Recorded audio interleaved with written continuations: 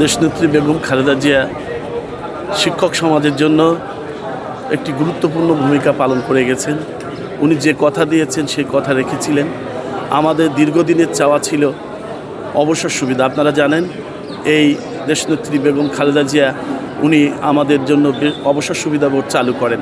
আগে শিক্ষকরা যেখানে জায়নামাজ ছাতা হাতে নিয়ে বিদায় হতেন, কিন্তু দেশনেত্রী বেগম খালেদা জিয়ার সুযোগ্য নেতৃত্বে আমরা অবসর সুবিধাটা পাই।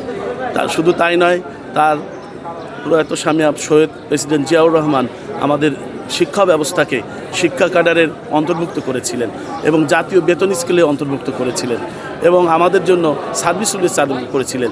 এই যে আমাদের মান মর্যাদার বিষয়টি শহীদ প্রেসিডেন্ট জিয়াউর রহমান থেকে শুরু করে তারই ধারাবাহিকতায় বেগম খালেদা জিয়া আমাদের জন্য যা করে গেছেন সেটি শিক্ষক সমাজ অত্যন্ত কৃতজ্ঞতার সাথে স্মরণ করবে।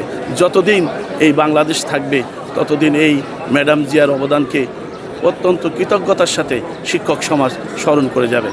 একজন নারী হিসেবে তিনি যেভাবে নেতৃত্ব দিয়েছেন, একজন নারী হিসেবে দেশের জন্য যত কিছু করেছেন, সেটা আসলেই একটা প্রশংসনীয়। আর আমাদের মেয়েদের জন্য তিনি একটা উদাহরণ বলা যায়। আমাদের মেয়েদেরকে তিনি অনেক প্রভাবিত করে যে একটা মেয়ে হিসেবে কিভাবে একজন নেত্রী হিসেবে তিনি দেশের জন্য করে গেছেন এতদিন, ইভেন শেষ অবধি দেশেই তিনি তার নিজের জীবনটা দিয়ে গেলেন।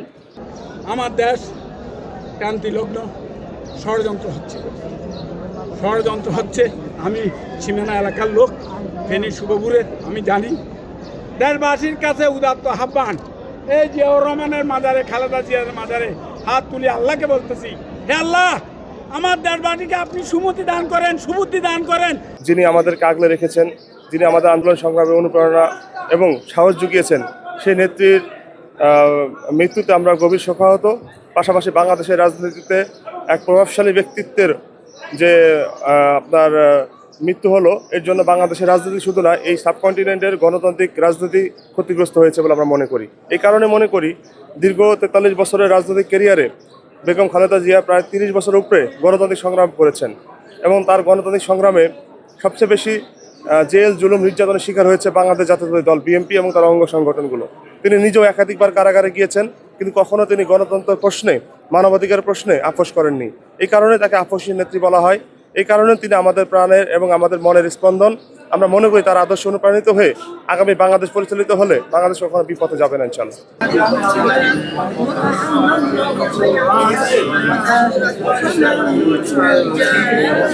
আমরা ওনার জন্য সবসময় নামাজ পড়ে দোয়া করব এবং ওনার জন্য প্রতিদিন এখানে কোরআন তেলাওয়াত চলবে 1040 দিন পর্যন্ত। এবং আমরা সকলে তার জন্য দোয়া করবো। আল্লাহ পাক রব্বুল আলামিন যেন এই কোরআনের উসিলা, দোয়ার উসিলা, আমাদের মুনাজাতের উসিলা, আমাদের চোখের পানির উসিলা যেন আল্লাহ পাক রব্বুল আলামিন আমাদের দেশনেত্রী বেগম খালেদা জিয়াকে, আমাদের মাকে জান্নাতের উচ্চ মাকাম দান করেন। আমিন আমিন আমিন দান করেন। এবং তিনি আমাদেরকে যে শিক্ষা দিয়ে গেছেন গণতন্ত্রের জন্য, দেশের সার্বভৌমত্বের জন্য, ইসলামী মূল্যবোধের জন্য, অন্যায়ের বিরুদ্ধে কীভাবে রুখে দাঁড়াতে হবে, এই সব শিক্ষা নিয়ে আমরা বাংলাদেশ জাতীয় দল এবং আমরা বাংলাদেশ ওলামা দল আমরা সামনে এগিয়ে যাব এবং ওনার রেখে যাওয়া সেই আদর্শ উদ্দেশ্য নিয়ে আমরা এই দেশটাকে সুন্দর করে সাজাবো ইনশাআল্লাহ।